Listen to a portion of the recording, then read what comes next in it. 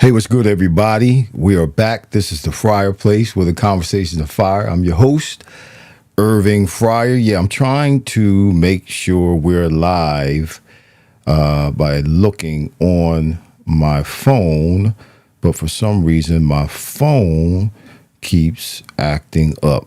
So let me know if we're live. Y'all jump on in the comments, say what's up, say something, say hi, let me know you're there.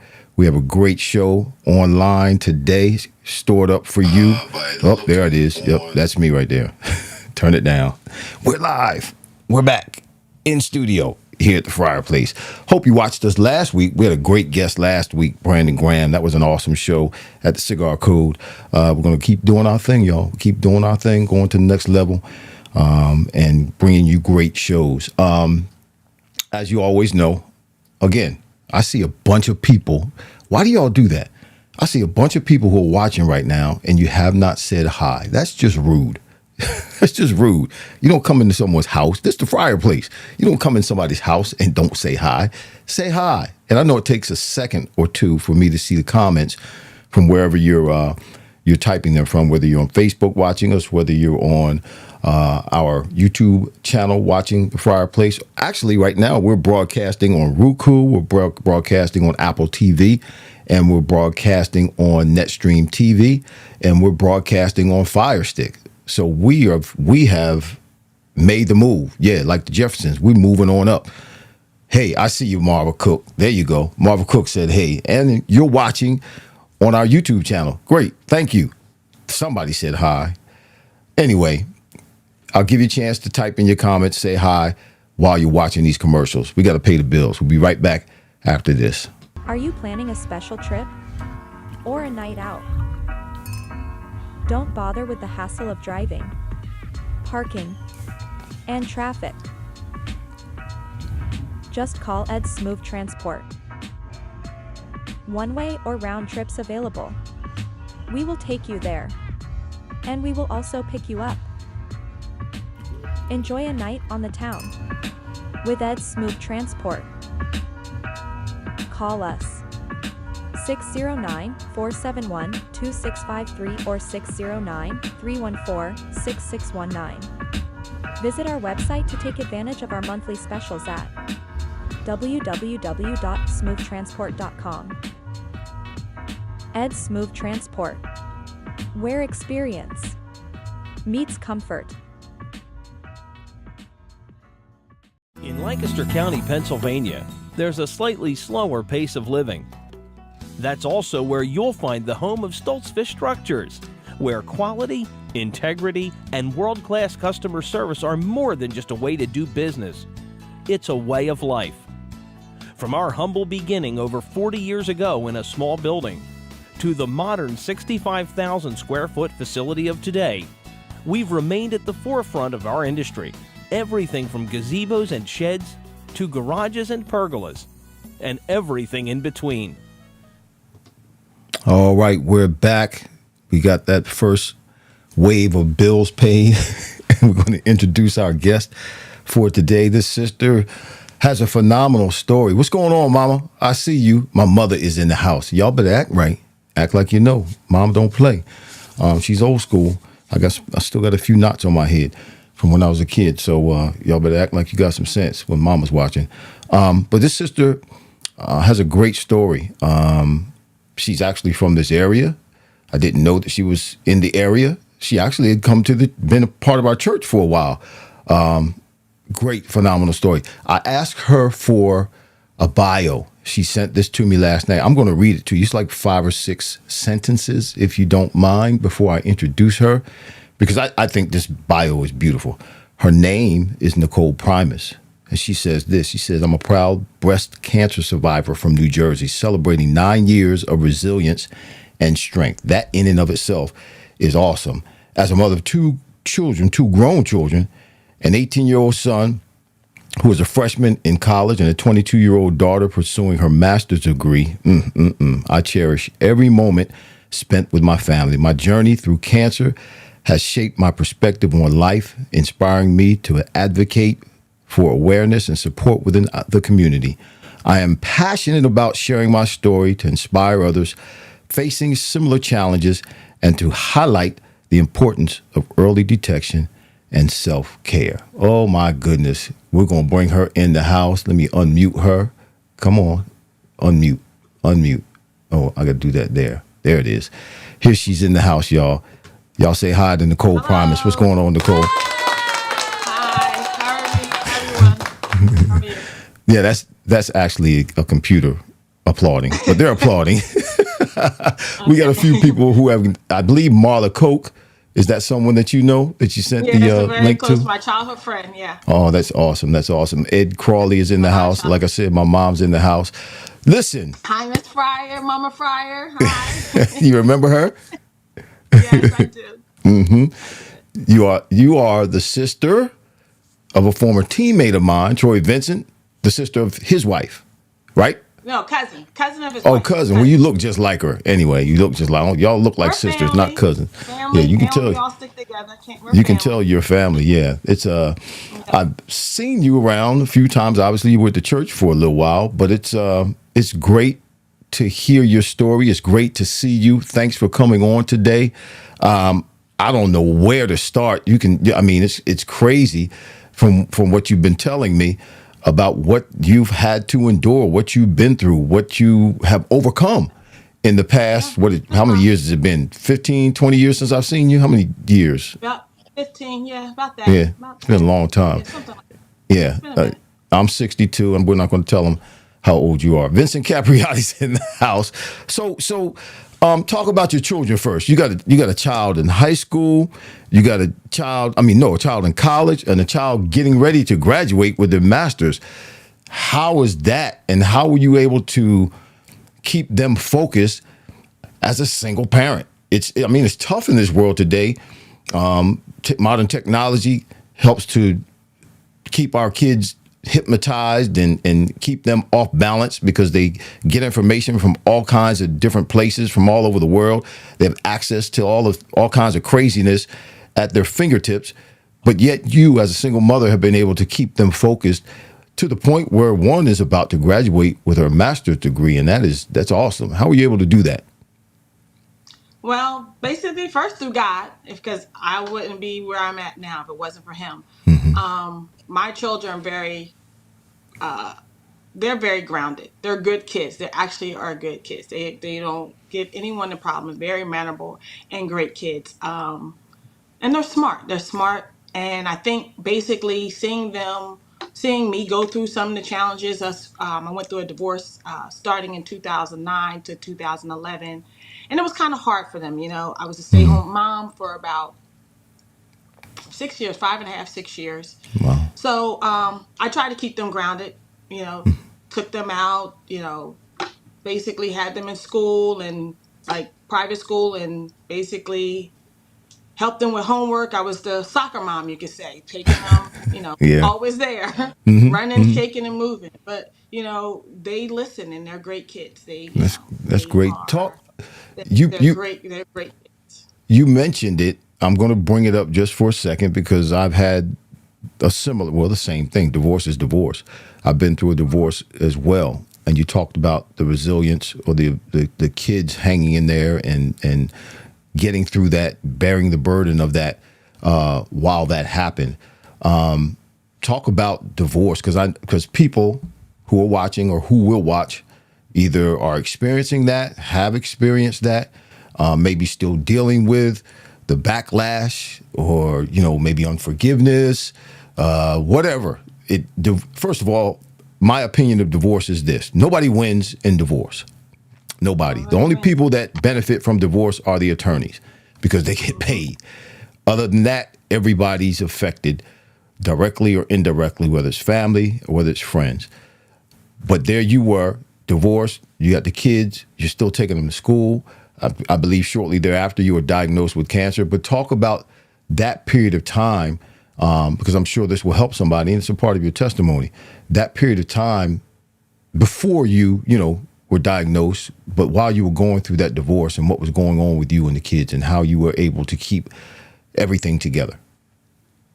Well, at first, it was hard. It was very hard. because they love their father, and seeing us as a union and always seeing us together and then seeing us splitting. Divorce to me is such a traumatic thing to the family, where I always say I didn't get married to get divorced, but it happens. Okay. I'm a product of divorce, but my parents were very they communicated, so therefore we weren't really affected by it. They worked together, Hmm. and it's hard. It's more harder on the kids than anything. It is actually like a death. When you go through a divorce, it's a death. It's a separation. The Wow. union is gone. Your kids are now split between two homes. We're going here. You're going there. Two different lifestyles of living. So keeping them grounded, letting them know that always put God first. Love your dad. Still, even though we're going through it, still respect your father. Still respect, him. What Hmm. we're going through hasn't had anything to do with basically them. It was Hmm. basically us. Right. A couple things transpire. I choose not to talk about, but it happened. Things happen, and life moves on. But the kids, they took it hard, but they basically I kept it moving. I didn't want to change their schooling. I didn't want to change their environment. Right. I kept moving as if, not if he was in the house, but basically as we're still a family unit. Hmm. And even though there was some trials and tribulations, a lot of trials and tribulations, I still pushed for them and made sure they had and kept doing the best I could do to Hmm. keep them in their schooling, keeping in their environment, and try to keep them in their house and their where they were and loving, Hmm. and keep them in sports and keep them involved. And I think Right. that was being involved with different activities and sports and anything. I think that basically kept a good distraction. Hmm. They saw a lot of things, but I think it basically kept them distracted and kept them focused. So Hmm. I just made sure they was focused. And anybody who's dealing with this or is listening to this, and we're talking about divorce, it happens. It's actually pretty common in the 21st century. Yeah. Sometimes, I'm not saying all the time, we know God hates divorce. That's not something that the Lord wants from us. But it does happen. And there are some allowances in the Bible for divorce. But we serve a forgiving God. And if there are things that happen that would lead us on that path, sometimes divorce is necessary. And Uh-huh. it's what's best for all parties involved. Uh-huh. Some of us, I've known people, even myself, I've become a better person because a better man, a better Christian, a better friend, a better relative because of the divorce.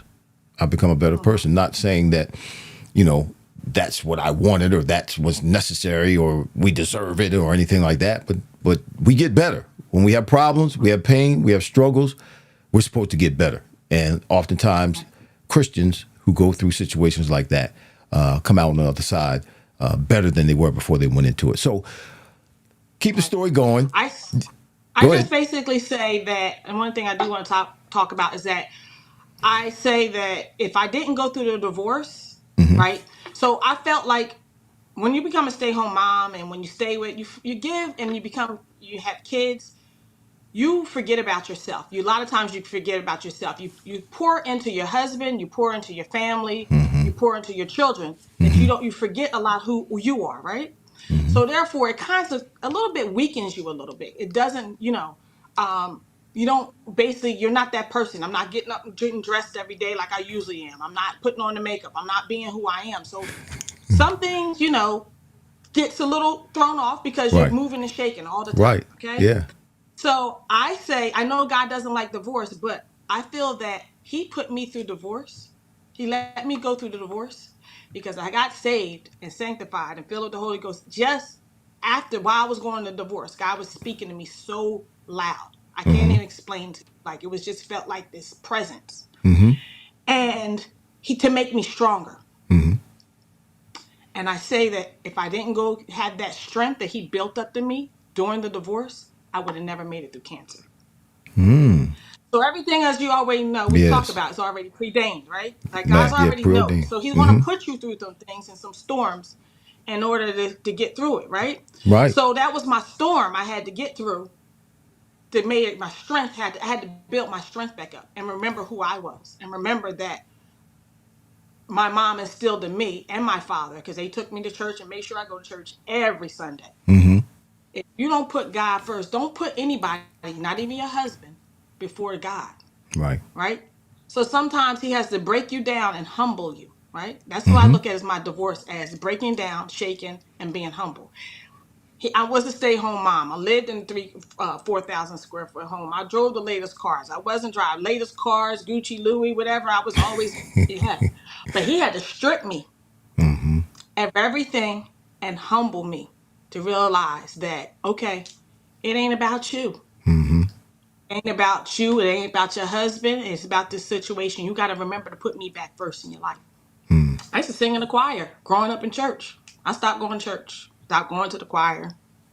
Wake up in the morning, Sunday was cooking breakfast for the kids and moving.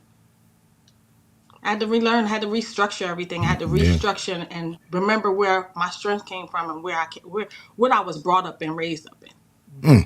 And Well, you. basically, and that exactly.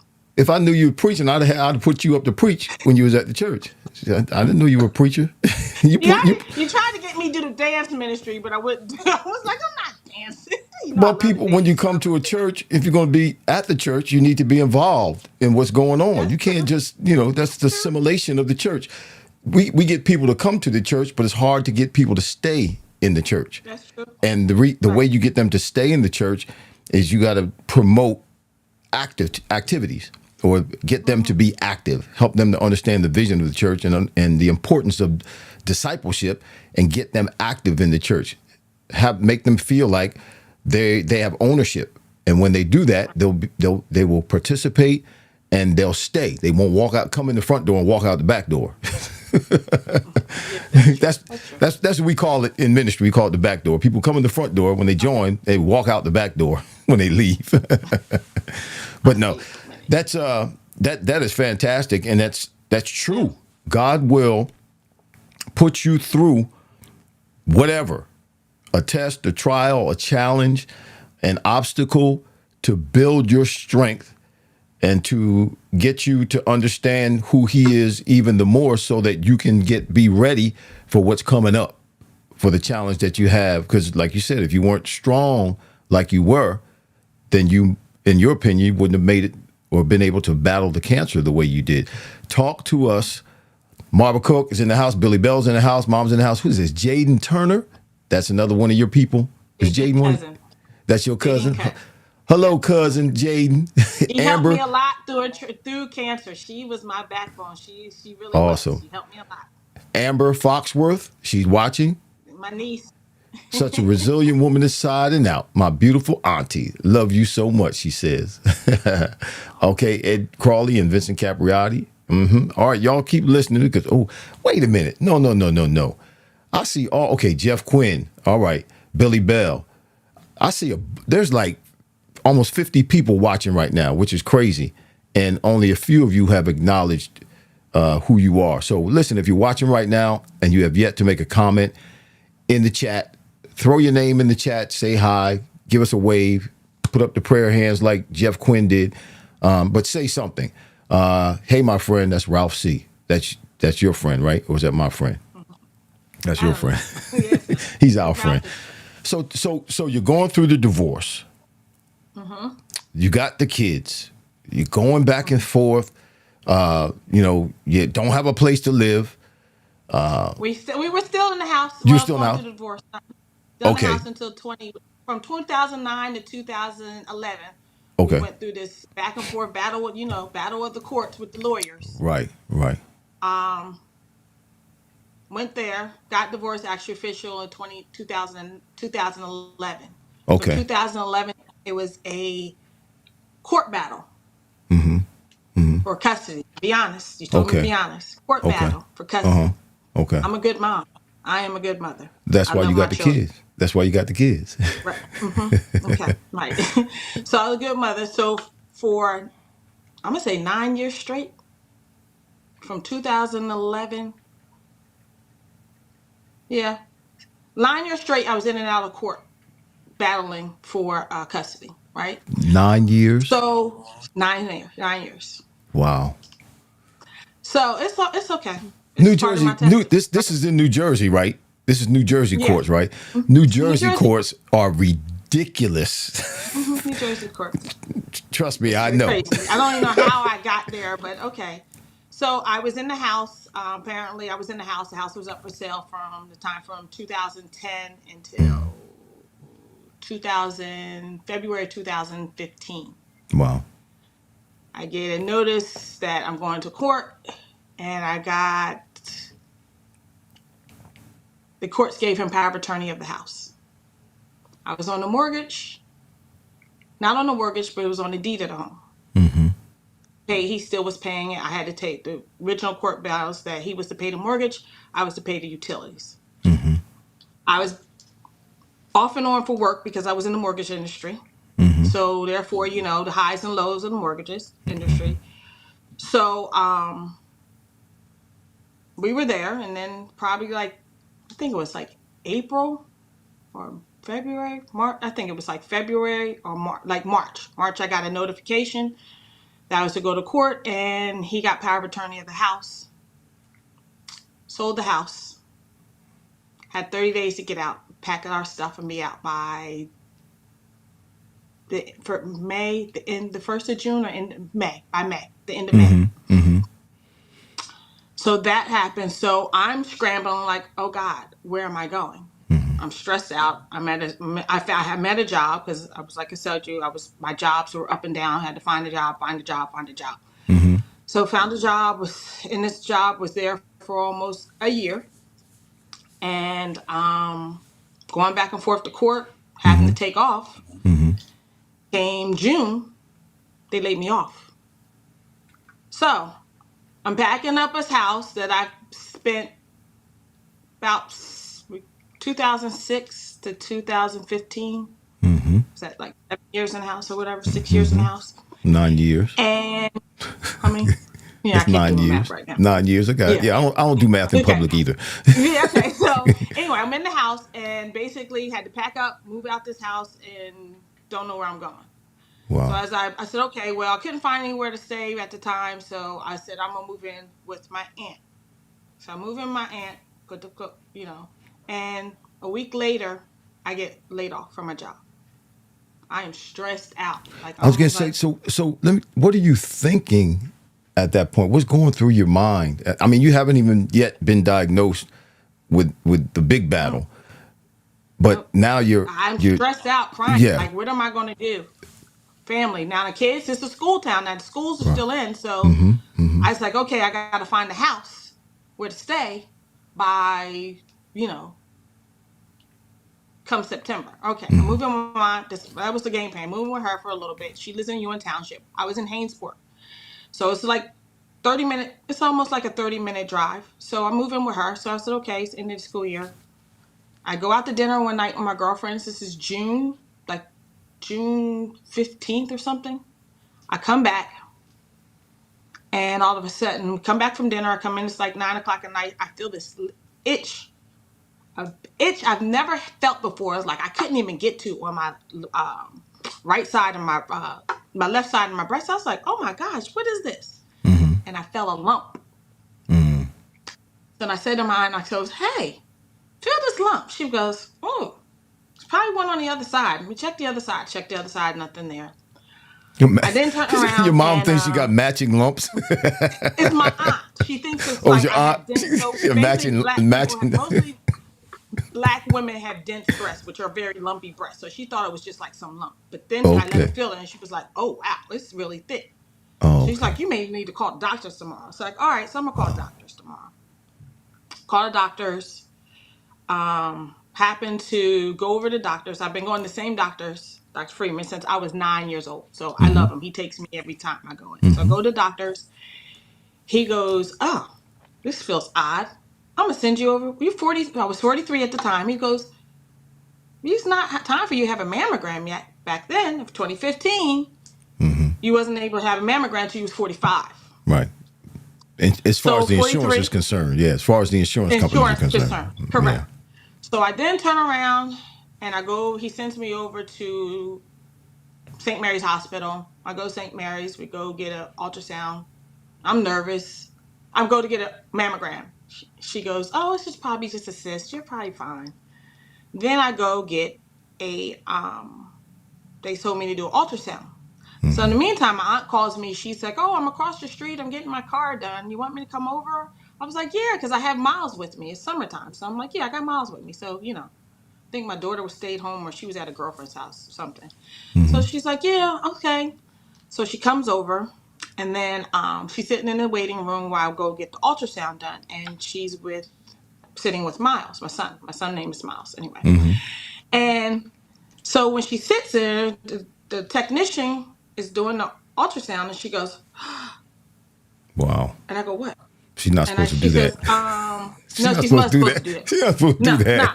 I was like, what? She was like, I gotta go get the doctor. And I was like, okay. She gets the doctor.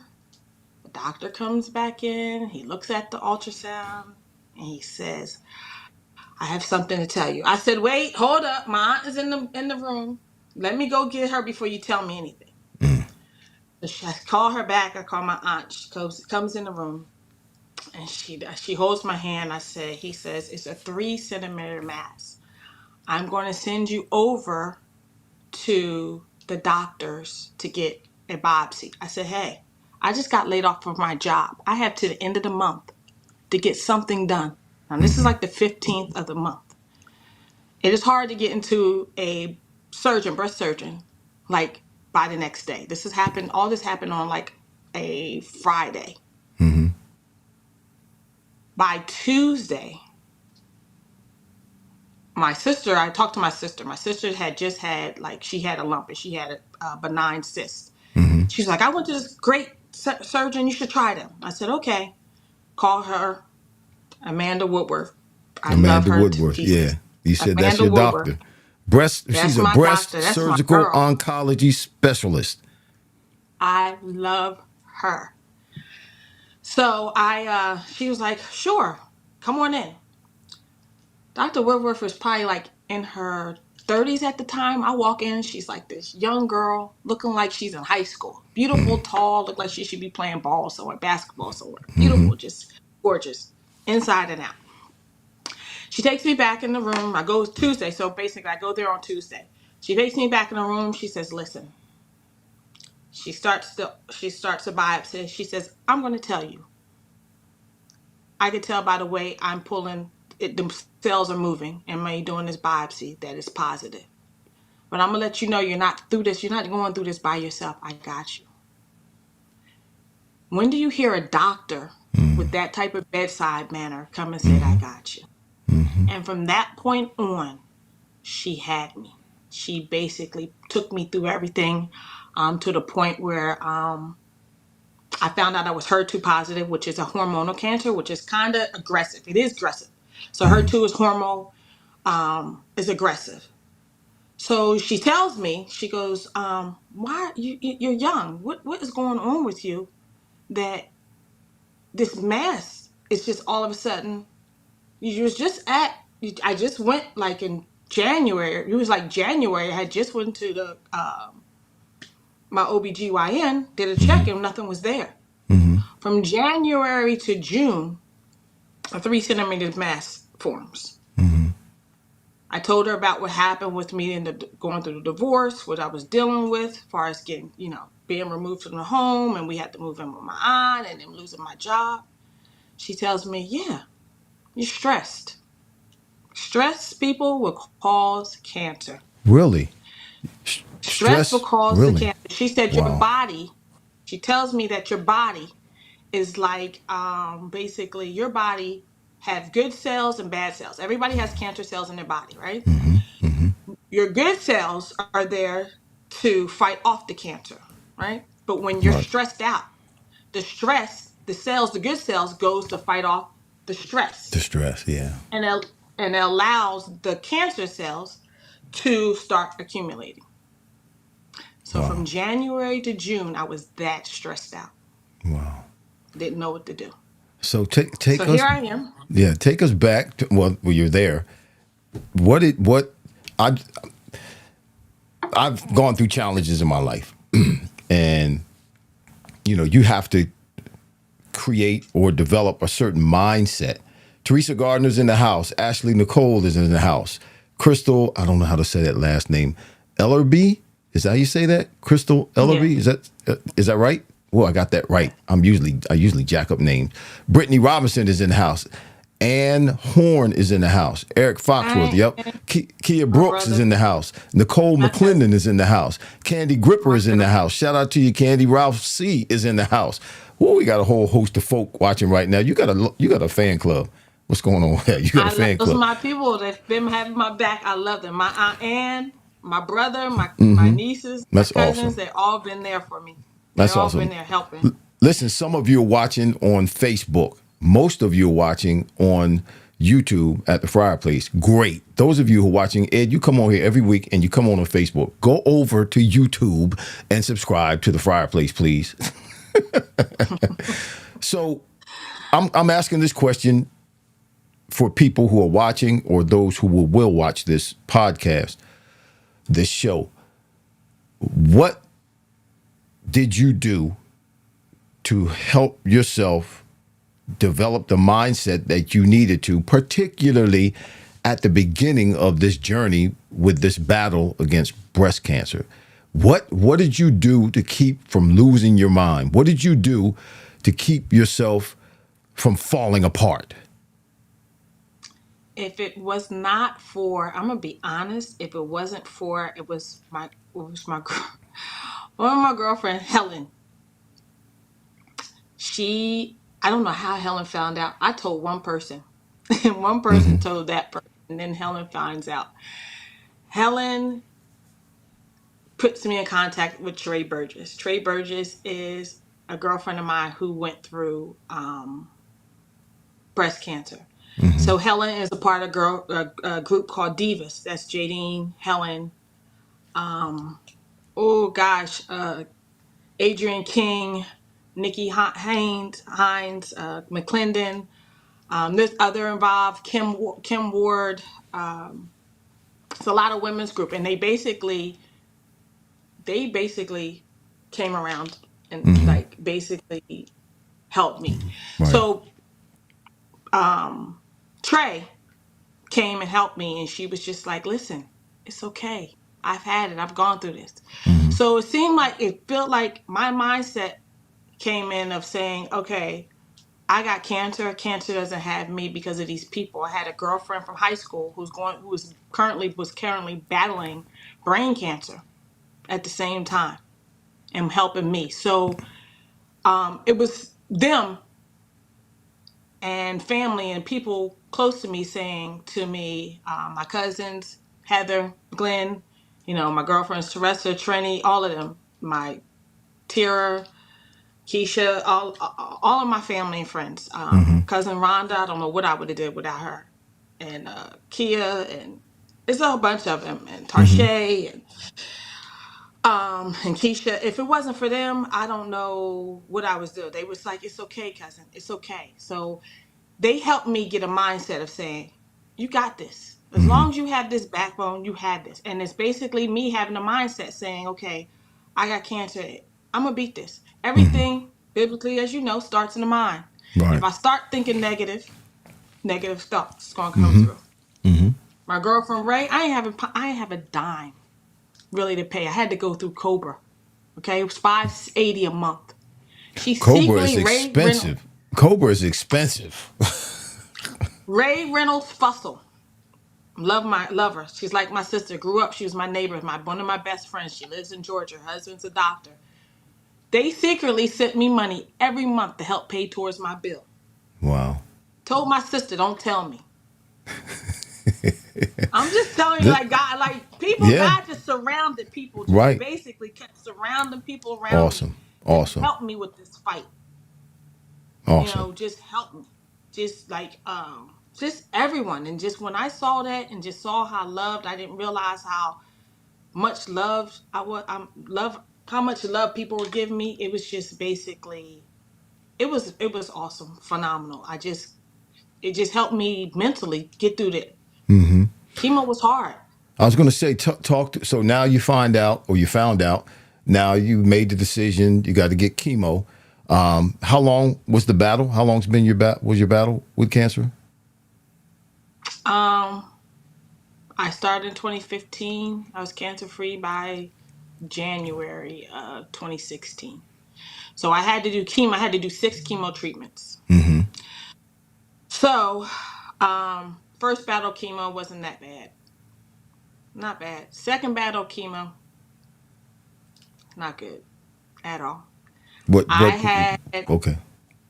I had the chemo had to. I was supposed to do 6 rounds. I only could do 4 because it was killing me. It was killing my liver. I was like basically 60. What was I at? So 500, like 500, like 600. You need a liver transfer. That's the Mm-hmm. enzymes, right? Mm-hmm. 600 yeah, enzyme levels at 600. Mm-hmm. I was at 520 or 560, something like range in that range. Jesus. That is about to take me out of here. Gave me neuropathy, everything. So the chemo took my hair out, and everybody who ever knows me a little, I had hair all the way down to my behind. Mm-hmm. And my hair, no, I've never was my hair. So I cut off my hair, and but when it came to me shaving off my head and had to go through chemo and shave off my hair, that was a struggle. Mm-hmm. It was a struggle for me. Everybody's like, "Oh, you look good," you know. But it was a struggle to walk around chemo. But I was so sick from the chemo. The chemo had me taking almost 9 different medicines. I had to get in. My aunt had to give me a needle in my stomach, just for me to keep food down. Like, it's rare that the chemo does what it does to you. The Mm-hmm. like side effects that I had, that had almost every side effect. Mm-hmm. That the way I got through chemo, um, I basically had to do things differently, and that's something that's why I advocate for other people. I had learned to eat differently. I Mm-hmm. learned to what works for you and what doesn't work for you. I learned too that you have to basically, sometimes when you had the chemo, when I took chemo, I would have to drink coconut juice, coconut water, Ooh. flavor, only sugar and salt I could taste. Mm-hmm. I learned that you need like something, a sleep aid to help you sleep. It was just so much stuff I had to do to offset what chemo was doing to me. So and they tell you, your oncologist. I love my oncologist. Um, his oh gosh, I just draw a blank what his name was, but I love my oncologist. He's like, his wife is from the town I grew up in. It's just crazy. Mm-hmm. It's just, I love my doctors. I love my nurses. Every time I go to oncologists, they love me. Like, basically, my doctor, Dr. Woodworth, and my oncologist, um, they asked me to talk to their patients for them, Wow. because of the fact of this Nicole, nobody's went through what you went through. You went through with a smile on your face, and I didn't look like what I went through. Mm-hmm. I didn't. Nobody would know I would go through chemo. I would keep a hat on my head. I kept my face done, like makeup on and dressed. I got up, I fought every day, and I had to fight for my babies. I had to fight for my kids because I didn't want it to take me out of here. Right. It was So you about me. so you oh gosh, girl. um, I'm feeling it. So you had a smile on the outside. What was going on the inside? Did you ever get to the point to where you said, you know what? I ain't doing this no more. I know a couple of people who are doing chemo and have been doing it for a while. And, Mm-hmm. they have moments, they have times. And like you said, you were having some seriously unusual reactions. You were being, had a lot of negative reactions to the chemo, not like most people. They have a few reactions, but you were having all the reactions. Every So, single, so, every so single. were there moments, were there times when you got to the point in your mind that you wanted to quit, that you wanted to give up? And if so, what did you do? What did you say? How did you keep yourself going? I I I I really couldn't give up. I couldn't have that mindset. I couldn't have Mm-hmm. I want to give up. I did some days I was just tired and exhausted, but I pushed myself. The Mm-hmm. days I couldn't, would have to drive from Trenton to Hainesport to basically take my kids to school. What I didn't mention is I have a good friend, Keisha Glasper and Lewis Glasper. I live with them also. Okay. If Mm-hmm. it wasn't me living in there and my kids living there, I was able for my kids to stay in their school district and go to school there because of them and moving in with them and staying with them. Because that way the kids got to stay and keep their surroundings and keep to stay in their schools. Mm-hmm. I would get up, I would go there. Lewis would cook. Keisha would push me and make me feel better. Let's go, get up. Like no one would allow me to. Not my aunt. I had a cousin Rhonda. Even when I was in Ewing, when I stayed at my aunt's house, if I didn't feel good, she'd be like, "I cook, get up." Everybody was just like pushing me, like, "Hey," I Right. didn't have Right. really have a chance to really think about I giving up, and I couldn't give up. I couldn't for my babies. I love my kids. My kids was my strength, and that push got me through it. Really That's were. that's awesome. So what is Yep. Keenan Harmon is in the house. What's going on, Keenan? Is it Brandy Vaughn? Is that right? Did I say that name I right? call her my niece. That's Keisha and Lewis. Is their other child. That's the other Okay. person who would say what I say. B Clark 721. He says, "Love you, cousin." Do you know who that is? B Yeah, Clark. I Yeah. do. Okay. All right. That's his handle. So now, what is your word? Because you said you're an advocate and you encourage others who may be going through or dealing with the same challenge that you had with cancer or maybe some other kind of cancer. What is your word to them? What do you tell them? What do you say to them that will inspire them or give them the courage to to push through, to push through? Be encouraged. Don't know that I say it all the time. You have cancer. Cancer does not have you. Everything starts in the mind. You have to battle this with a mindset, no matter what the doctor says to you, of saying that I'm going to beat this. You got to stay positive. You have to get up. Do not fall to, okay, I don't feel good today. Okay, if you feel bad, give yourself that day, but don't give yourself that to stay in it. Don't sit in it. Don't sit in the sorrow. Don't sit in it. And I know it's hard. At the time I was going through, I had a girlfriend who passed away, Lori Myers. She was a survivor of 4 or 5 years. And I'm sitting in chemo and she calls me crying saying, "Hey, it's back." And I'm like, "Come on, girl, you can fight." In the time, in the moment, even when I was going through sitting in the chair, even a girl next to me, I told her, "Listen, don't give up. You got to keep fighting." That's one of the things is fight. You have to fight and pray. You got to pray. Prayer changes things. Prayer changes things. It changes your mind. It changes your outlook. It changes how you feel. It changes how sometimes the prayer takes that heaviness off you. Sometimes you feel heavy, especially going through this fight. It's not easy because mentally you see everything around you. Like you think it's a death sentence, and it's not. You just gotta fight. You have to stay positive. You gotta say okay. And you have to have somebody to lean on to talk to and saying, "Hey, you know what?" And I do that. If anybody, I tell them, anybody's going through it or have been going through it, if you don't, call me. I don't mind. I have friends now to this day. I know people who's found, there's a girl I just met at Vera's. She's going through it. She holds cigar Sundays at Vera's. And I told her, "Hey, she's a nurse." Mm-hmm. And I say, "Hey, I don't care that you're a nurse. It's different when you are a giver, the caregiver, and now you got to go through the fight. It's mentally challenged. And you got to have that person to say, hey, bounce stuff back off to. My person I bounced stuff off of was Trey. Told me how to go through things. And I had bounced off to my girlfriend who had brain cancer. She didn't make it. Lori didn't make it. And my other girlfriend didn't make it. But it was still, they was like, still fight, still continue to fight. Just because my battle ain't over don't mean it's yours. Mm-hmm.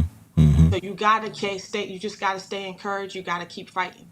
And I fight every day because you never know. The worst fear is it to come back. Mm-hmm. And Yeah. I claim it. I speak it. It ain't coming back. I don't have it. It's not coming back. I'm not going to do that again. And that's what you have. You have to find accountability partner. You have to find somebody you could talk to. You got to find somebody to help you to talk through these things and get through it.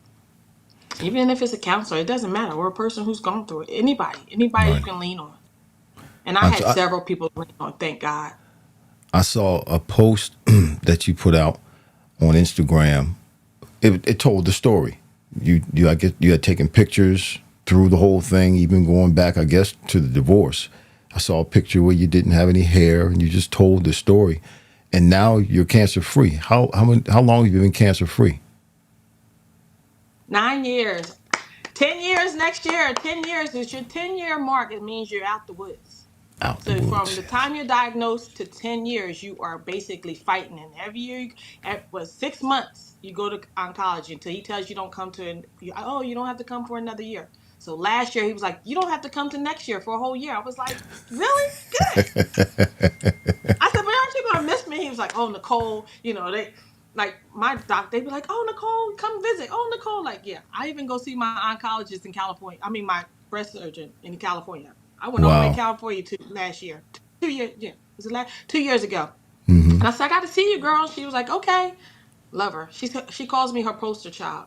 I'm her first nipple sparing breast cancer. So what I didn't tell everybody is that I had a choice, or either getting my lump removed, which Hmm. is like a 17 to 20% chance to come back, or even have a bilateral mastectomy. And I was like, Lord, oh God, take And my explain that. What is that bilateral? What is that? bilateral mastectomy. They remove your breast. Okay. And I was like, Look, Lord Jesus, don't listen. take my boobs. Don't take my boobs. So he was like, all right, God said, so me and God had talked. God said, okay, I'm gonna take them. I'm gonna have you take them, but I'm gonna give you a nipple sparing. Nipple sparing means you get to keep the nipple. A lot of times when you go through mastectomies, you can't keep the nipple. Okay. So I chose to do a nipple. I was blessed to have it do a nipple sparing mastectomy, and I just say I look like I have a glorified boob job where I have gotten implants and Boo job. glorified boob job. You go, girl. I ain't mad at you. So basically, yeah. So my Dr. Woodward calls me her poster child. Even her, she had her assistant when she was in Heinemann in Philadelphia. I went in to get I had to go get my port removal. Port is where they put the chemo in. It's like sits right here on your chest. Uh-huh. So I had Uh-huh. some scar tissue. So she said, I'll take it out. She said, in the meantime, can you talk to my assistant? She has the same cancer you have. Ooh. So it seems like I go to my oncologist. Can you talk to such and such? She's dealing with the same side effects you are. So when I say I advocate, that's what I do. I talk to other people going through the fight and let them know I got you. Like, I have your back. If you need help, I'm here. Call me. I don't care what time of night or whatever. I got you. I'm going to help out. Because somebody helped me. You know what? We talked about this briefly. Lisa Hill is in the house. Rhonda R Right. is in the house. What's that? Is that Sheraya Cox? Did I say that right? Yeah. Sheraya? Sheraya? Is Sheree. that right? Yeah, Sheree. okay. Sheree, okay. All right, I jack names up. Keisha Glasper is in the house. Ooh, we got a bunch of That's who I folks. live with. I need to have That's you who on I more. live with. Listen, Lisa Hill's in the house. Stanley Q is in the house. Man plans, but God is the best of planners. Yes, he is. Listen, this is confirmation. All of these people, Kelly Steen is in the house, just said hi. My cousin. Right? He said, love you, family. This is confirmation about what we were just talking about. And I'm going to let you go. Before we started the show, you were talking to me about starting a show or podcast, whatever you want to call it, podcast or show, to tell your story and to encourage others to spread the word, to, be an advocate. And you can do it globally with a platform like this. I think you should.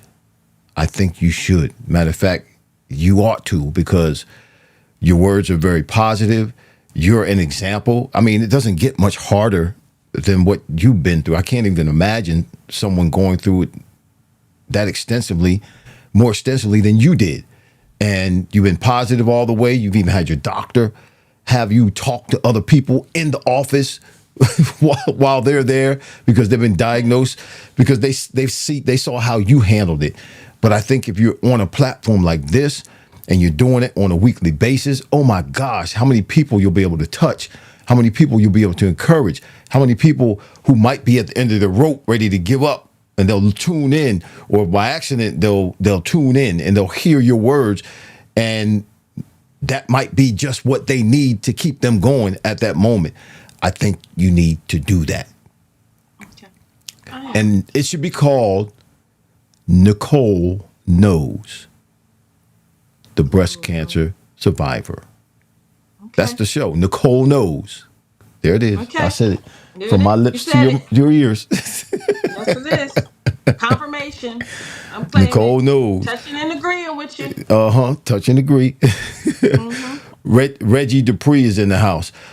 That's Last our podcast person that we were talking about. That's your guy? Okay. His podcast, he's called Create More. So Okay. yeah, so his studio, that's the person's studio that we're gonna, Nice, right? that's the Somebody, studio we're talking about. Marva said, yes, sis, that's right, about the show, about the podcast. She needs to do it. J.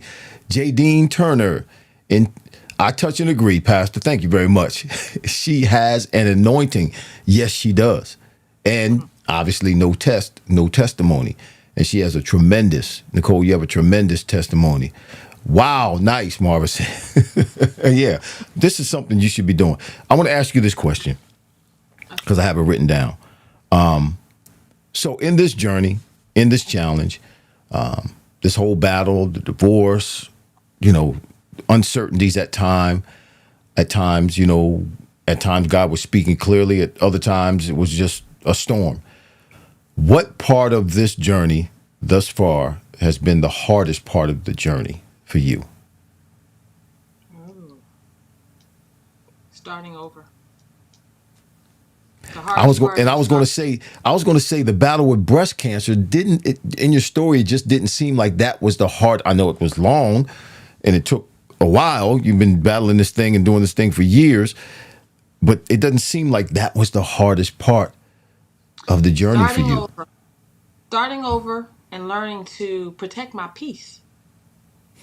Starting over and protecting my peace. Because everyone, even though you go through things and you go through breast cancer, and everybody's still not for you, right? So starting over, protecting my peace, protecting my surroundings, letting certain people in, even though I advocate. Getting rid of certain people.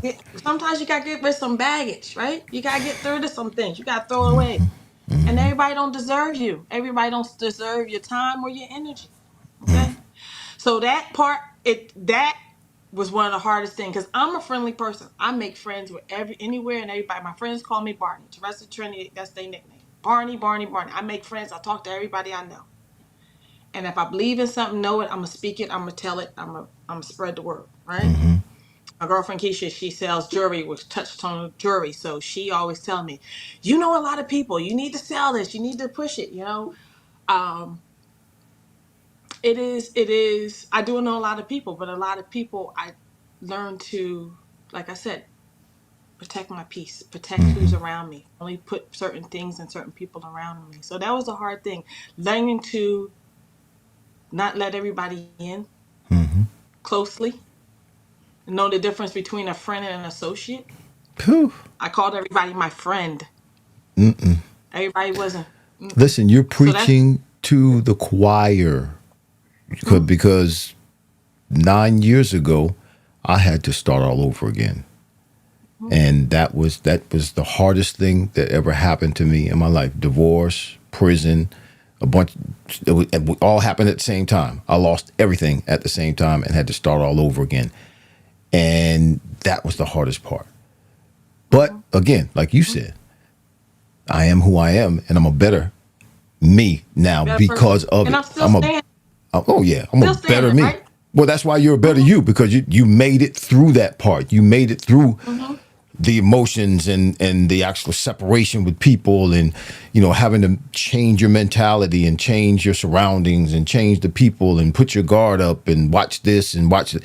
Yeah, it's a tough thing to go through, but it's necessary.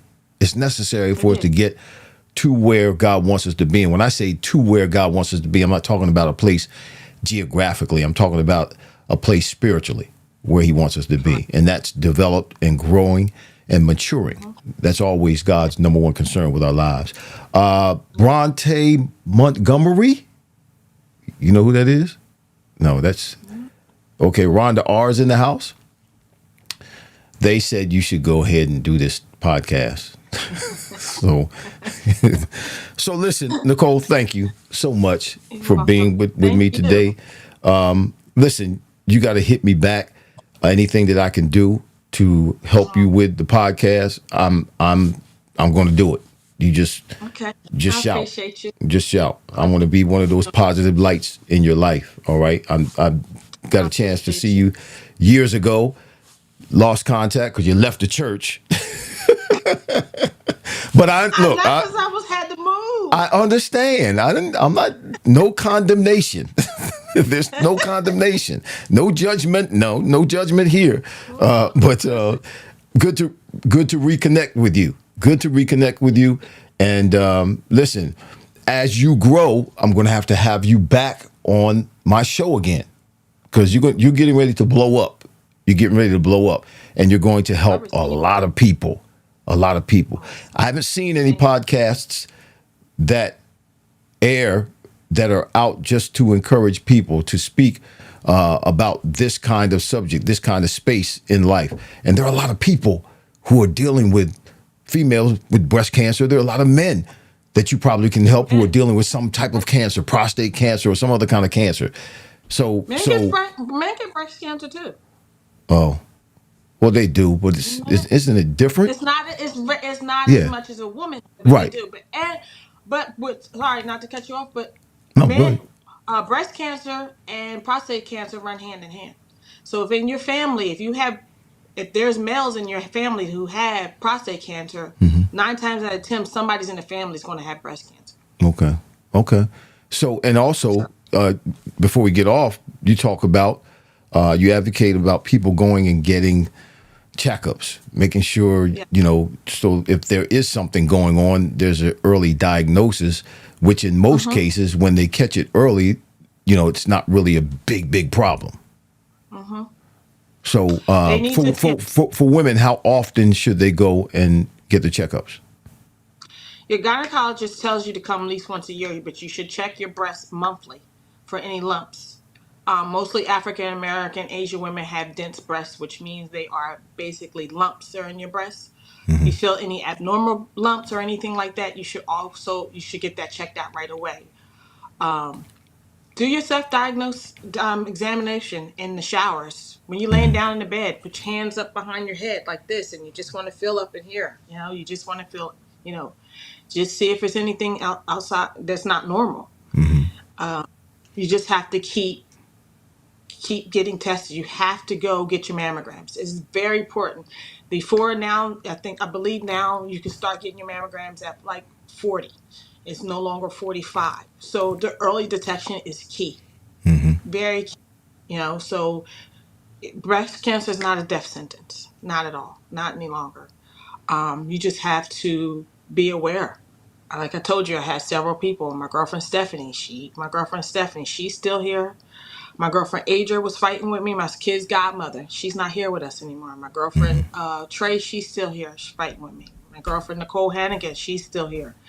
My girlfriend Lori Myers, she didn't make it, but it's all about key, and it really is. You just and then knowledge is key. Read up, find out more information about what you go through. Just find out. You have to read up on your situation every day. There's different types of breast cancers. You have to read up on knowledge on what diagnosis you have. There's hormonals, there's positive, triple negative, there's positive, negative. So everything is just, there's different ones, but it's still, you have to read up and be knowledgeable on it, and you have to get checked. I really agree to everybody to go get their check. Even men, check your breasts. Yep. Check your breasts. Get checked. Go to the doctor. Don't be ignorant of what's going on and what could possibly happen. Always take care of yourself in that manner. So I'm going to start you off right now in that you're on Instagram, right? Where can people find you on Instagram? Because the people who are watching right now know you already. There are going to be people who will watch this show, who will watch this podcast at a later time. And I want them to know how to reach out to you and inbox you in case they need some information. So maybe you can point them in the right direction, or maybe just give them a word of encouragement. So where can people find you on Instagram? What is your Instagram handle? My Instagram's name is Bless BLESSED me me 2015. That's the year I bless me 2015. That's the when I was diagnosed. So bless Bless me me 2015. 2015. Wait a second. Let's see if I can throw that up real quick. See how good I am. Let's see if I can get that up there real quick. Say what it is again. BLESSED Uh-huh. me 2015. 2015. Instagram right there. Bless me 2015. There it is. You can find her on Instagram if you're watching this at a later time. This is live right now, but if you happen to watch this later time and you want to get in touch with Nicole Primas and get some instruction, maybe some direction, maybe some encouragement, hit her up. Yeah. Inbox her. Instagram. Nicole, thank you. God bless here. you. Thank you. Love you. Let's stay in touch, all right? Okay. All right. I got to run appreciate these it. commercials, finish the rest of this show, but we'll be talking soon, all Okay. right? All right. God bless you. Thanks everyone for coming on. I appreciate all my friends and family for coming on and supporting me, like Oh, always. they showed up today. They showed up. All right, girl. Showed I'll up holler at good. you, okay? Okay. All right. Thank you. Thanks. Bye-bye. All right. Nicole Primas in the house, y'all. That was a great show. Great story. Strong black woman. Yeah. Anybody who is dealing with cancer, whether it's breast cancer or any other kind of cancer, I'm not sure. I don't know the names of the different cancers, but cancer, that's a curse word. Back in the day, years ago, if you got cancer or were diagnosed with cancer, it was a death sentence. But now that's not the case. There are many people who have gone through chemo and the different treatments that they now have for cancer and the different types of cancer and have survived. And as Nicole says, she's got one more year to go and she is free. So listen, I'm going to play another commercial, then I'm going to come back and I'm going to sign off. But I need you to watch this.